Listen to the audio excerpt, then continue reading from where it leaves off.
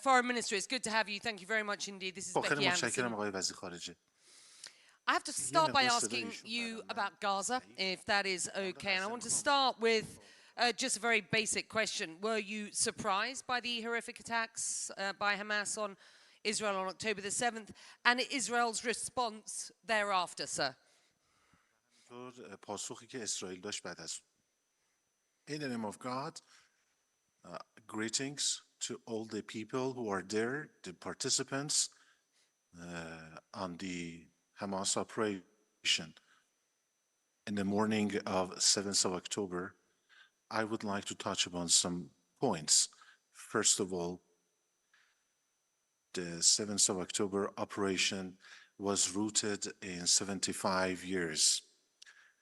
In the past 75 years, the history of the relations of Palestine, we should not consider 7th of October as the starting point of the history of relations, Palestinian-Israeli relations. This is not accurate to consider it as a starting point. We were not informed of it prior to that, but we believe that Hamas is a liberation movement against occupation. On October the 15th, a week into the war, you issued a clear threat to Israel. You said, stop the assault on Gaza or we will be forced to take action. You very specifically said Iran cannot simply remain as an observer. I don't think there's anybody here in this room who believes that Iran is a mere observer. Frankly, in what is going on in the region. You provide material support for Hamas and more for Hezbollah, one of the most powerful paramilitary forces around this region, which has deep ties with Hamas. But to all intents and purposes, Iran has remained as an observer. So can you explain why, sir? You see, first, I should tell you that in the region, in addition to Hamas and Jihad, there are other resistant groups like Islamic Jihad and Hezbollah, and they reacted to the occupier. We clearly threatened and gave warnings, actually. I would like to correct it. We gave warnings that if the attacks against women and children would continue, then the region will enter a bigger war and the expansion of the scopes of this war. And you can see that it has already been expanded upon from the Lebanese front, also the Yemeni front. Of course, these are not our proxy groups, but any action that is based on the international law and will help the removal of occupation, we will support it.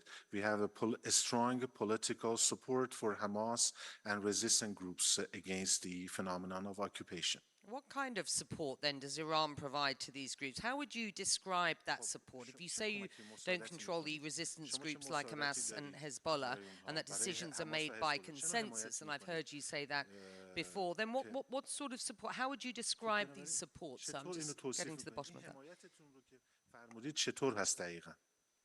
You see, in the past, I would like to be very frank. We had all kinds of support for Hezbollah and Hamas and Islamic Jihad based on the international law in confrontation with the phenomenon of occupation. But today Hezbollah and Hamas are capable enough to produce the weapons that they need. They can also procure them. If you ask me where they get the weapons, one of the black markets from which they can get weapons is Ukraine. Very easily, effortlessly, they can get anything from Ukraine. But the point is that Israel is an occupying regime. For the Palestinian question, we have come up and we have put forth a very important solution. And the solution lies in holding a referendum participated by all the Palestinians, the original ones, including the Jews, the Christians, and the Muslims. It is our solution. The self-determination should be done by the original Palestinians, Jews, Christians, and Muslims. They should take part in a referendum, and after 75 years, they can decide their own future. They can participate in a referendum by the United Nations. They can express their opinion and they can vote. And then, based on the results of this referendum, then the conflict will be over. I have to applaud you because we've been having open and frank discussions here in Doha about what policy might be for the day after this conflict ends. There has been very little willingness, or certainly quite some reticence on the part of this region to actually get involved in that dialogue and those conversations. And so, interestingly enough, you are one of the first representatives from the region who's actually posited a sort of concrete proposal. In saying that, let me bring you back to where we stand on the sort of offensive posture that Iran runs with regard foreign policy and its support, however you would describe that, material, physical, however you would describe that, of these resistance groups, as you described them, militant groups, as many will describe them around this region. You have talked about the possibility of an uncontrollable explosion in the situation in the region. You very specifically said that as long as the US supports the crimes of Israel and the continuation of the war, that explosion, the escalation is possible. You said this after the US vetoed a UN resolution for a ceasefire on Friday. So just explain, that certainly does sound like a threat again. What does an uncontrollable explosion look like, sir, to your mind around this region? You see, first of all, look what Israel is now doing.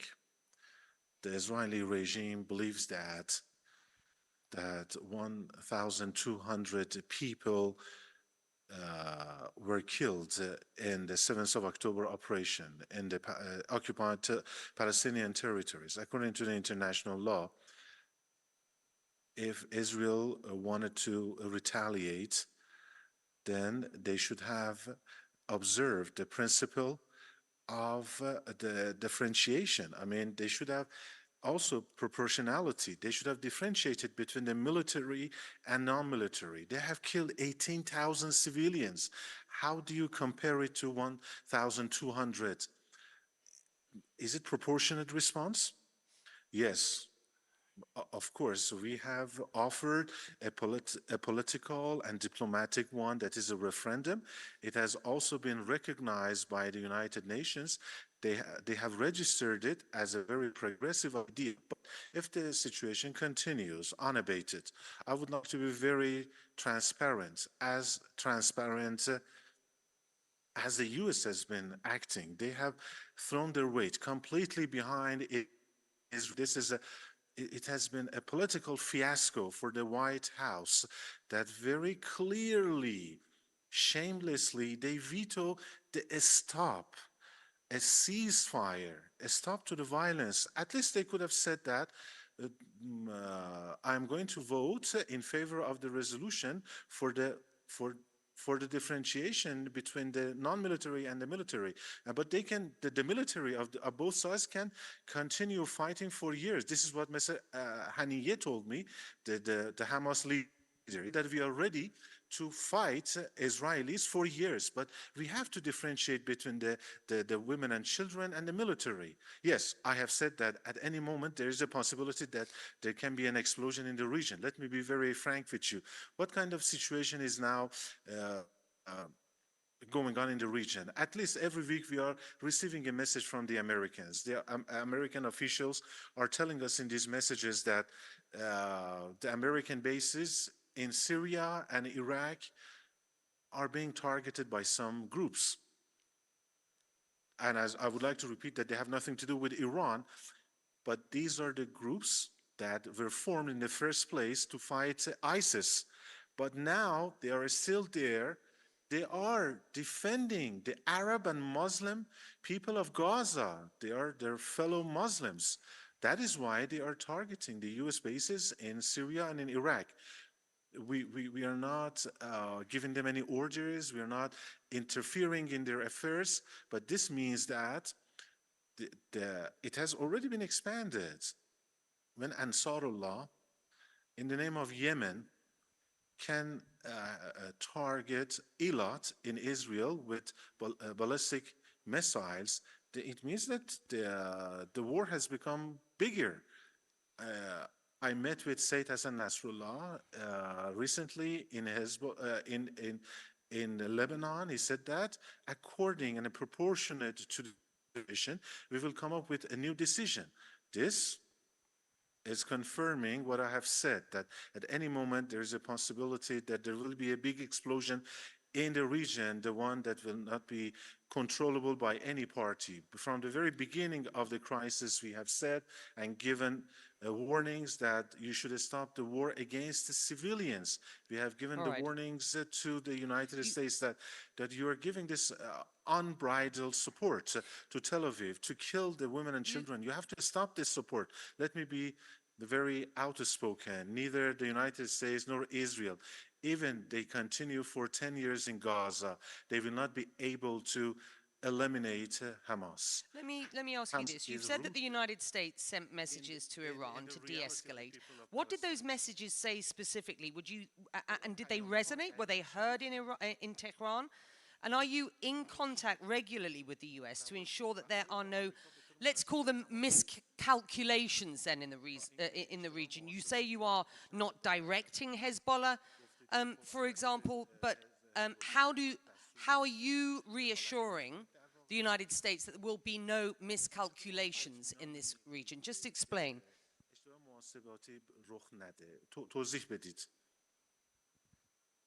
We have given warnings in our messages to the United States. We have said it clearly to the Americans that we don't favor the expansion of the war in the region.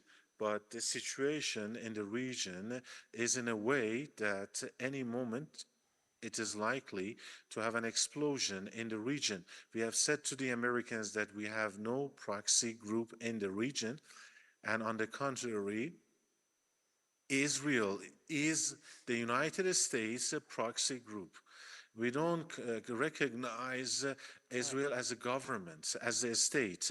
It is just an occupying power. For 75 years, it has been as such. We have given responses to the messages that we have received from the United States, and we believe that the Americans should abandon their unconditional and unwavering support for Israel. Hamas is not going to be destroyed by war, and no prisoners will be released through war. And that does seem very unlikely at the moment. Despite pressure from the rest of the world, the US seems steadfast in its support of its staunchest ally. I have to say, the wider Gulf and Middle East region very specifically still sees an offensive posture in Iran's foreign policy through its support of militancy. What's your message to the region? And I have to ask, with China's mediating of a rapprochement between Saudi Arabia and Iran, how has that reconciliation helped with your relations with the Saudis, with the wider region since that rapprochement back in March of this year, and very specifically during this war? I mean, your Prime Minister, your President visited Saudi, for example, for the first time recently. Can you just describe the extent of that relationship now and how it helps Iran in this region? Ms. Anderson, you see, our policy towards the neighboring countries is the one based on cooperation, peace, and maximum security in the region. And within the framework of this policy, we strive for the peace and the progress and development of the region. The dialogue and the talks between Tehran and Riyadh and our cooperation with countries like Egypt is in line with our efforts to have more stability and lasting security in the region. And right now, let's see where the problem is. The problem is that the U.S. is under the impression that they can respond to the 7th of October by waging war. It is not rooted, as I said, in 7th of October. It is rooted in the 75 years of occupation. The continuation of the war is going to ruin the visage and the image of the United States even further. The solution is talking, is dialogue, it's a referendum, as I said, and self-determination by the Palestinians. Hamas was totally ready for an exchange of the prisoners. It is a big lie that it was a big Israeli lie, clear one by Netanyahu, that it was Hamas that violated the ceasefire. People are saying in the world that 7,000 children have been killed by the extremist and the radical government of Netanyahu. Nobody believes Netanyahu, even the Jews in the United States. Let me just ask you this question. And there was a piece in Foreign Policy back in August, which I was fascinated by. It suggested that what Iran fears most is reconciliation between the US and its Arab allies and further normalization with Israel. Before this conflict began, there were very real signs that Saudi Arabia would normalize relations with Israel. What does Iran fear so much? I would like to emphasize that the very same countries that during Trump's time normalized ties with Israel have not benefited at all from this normalization, so-called normalization. And this even tarnished their security by the destructive endeavors of the Israeli intelligence service, because Israel has been acting against the interests of the region. We have given documents to some of these countries that have normalized ties with Israel to show them that Israel is not their friend, but actually is their enemy. Can I stop you for one moment, sir? Let me put this to you. Let me put it in a different way. If normalization with Israel were Saudi's opportunity and the world's opportunity to provide a political horizon for the Palestinians, put the two-state solution back on the map to ensure that the initiatives involved in the 2002 Beirut Agreement and subsequent Riyadh Agreement, if that is the pathway to peace, security, dignity, and a two-state solution as dictated by that 2002 Arab initiative, would that not be, to your mind, as you've suggested, you are looking for a Palestinian horizon here, a result, a solution, a political solution that would work for the Palestinians? You say that the Palestinians are at the heart of your narrative when it comes to what is going on in Gaza. Surely you are in Tehran looking for a solution for the Palestinians at this point. And if it comes through normalization, is that okay?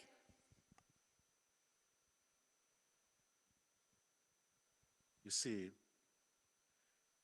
the thing that we have in common, the only one that we have in common between us and the occupying regime of Israel is that neither of us believe in the two-state solution, because Israel does not believe in a two-state solution. As I said, that there needs to be one government, one ruling system in the Palestinian territories. There should be one that is determined by the people of Palestine. And Israel also believes that there should be only one government, one state, that is Israel, in all the Palestinian territories. So this is the only thing that we have in common. During the Trump time, even in the Biden time, we see that in practice, even the two-state solution has been ignored. This is what we are saying. The people people of Palestine, the original ones, as I repeat, the Jews and the Christians and Muslims, they themselves should decide about their future. So any kind of decision that they make that is, made properly by the Muslims, Christians, and the Jews in Palestine, anything that we are going to respect that. Okay, so Netanyahu is not. if that came through the sort of stick that is normalization, you're saying that you would agree with that. Let me ask you, you've been consistent that Palestinian people need to live in freedom and dignity. Meanwhile, it has been more than a year, sir, since the death of Mahsa Amini, and hundreds of protesters have been killed. Do the same rights not pertain to your people in Iran? Let's be very clear about this. Last year, we had the sad passing of Mahsa Amini. It saddened us all.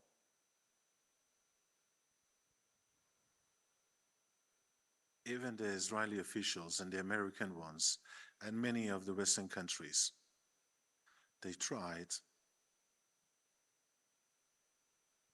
to portray it, in line with the defense of the human rights, to turn it into a kind of explosion in Iran.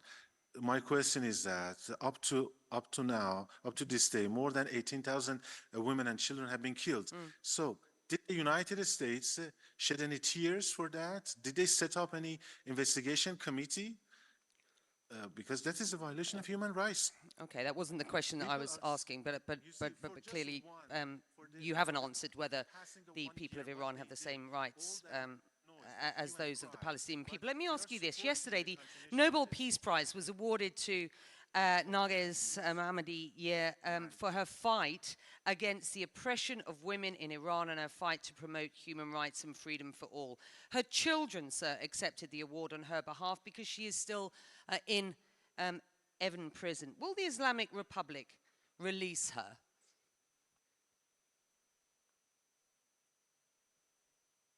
Now, more than 9,800 women are being kept in the prisons of Israel.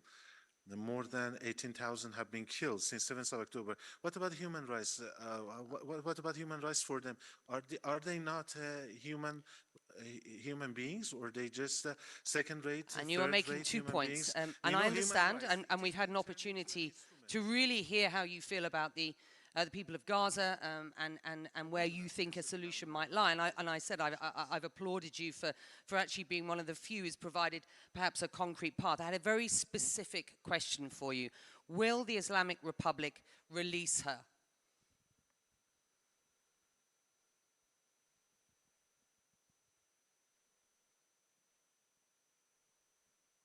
The people who have acted against the national interest, I can tell you that they will be tried in a fair way.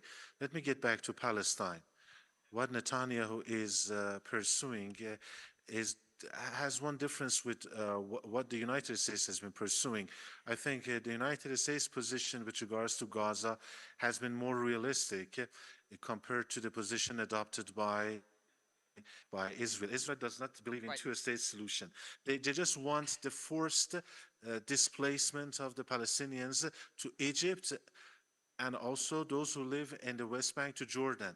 The Americans want to run the post-war Gaza.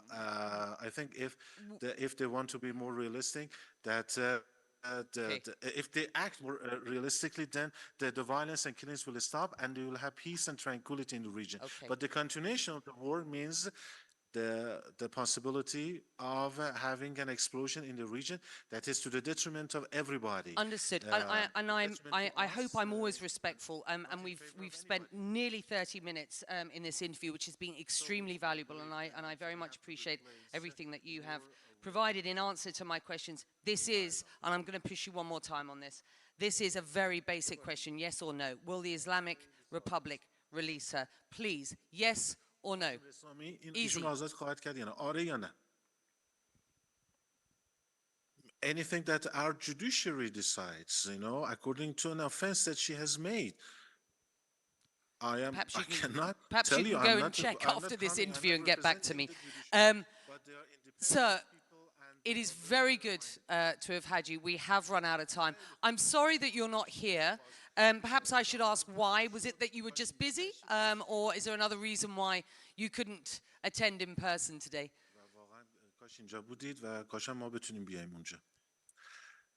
All the best. Thank you. Bye-bye. Okay, there you go. Doesn't answer all my questions, but most of them. Foreign Minister, thank you very much indeed for joining us. Thank you. And thank you. Thank you.